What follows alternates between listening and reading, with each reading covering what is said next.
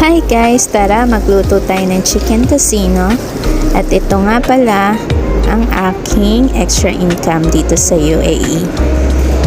Ayan po kung paano ko mag-portion. At bawat portion po pala is 200 grams. So, kaya po ako ng extra income dito kasi dito ko na rin po kinukuha yung pambayad ko para sa rent ko dito sa abroad. So, ayan po. Sinusukat ko po siya kung ilan grams. At guys, talaga pong masarap ang aking chicken tocino dahil talaga yung mga customer na rin yung willing na kumuha ito.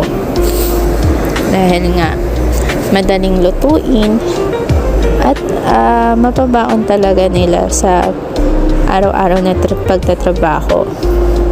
At actually, ito rin yung minsan na nagiging ulam ko. Kaya ang laki talaga na sisave ko dito sa pagkain. So, may mga kaibigan din ako na tinutulungan din nila ako ibenta dito. Guys, alam naman natin na hindi naman ganong kalakihan ang ating sinasahod dito sa abroad. Kaya kailangan natin ng diskarte. Yan nga pala yung final result. Binalot ko siya at sinil ko siya para mas maganda tignan at kaaya-aya. At yan nga po, magde-deliver na ako sa regular customer ko. So guys, minsan sa mga kakilala ko, nagpapautang rin ako at monthly ko sila sinisingil para hindi sila nahihirapan. So, yan guys, sinatid ko na sa akin. Buti na lang malapit si ate. At siya yung regular customer ko.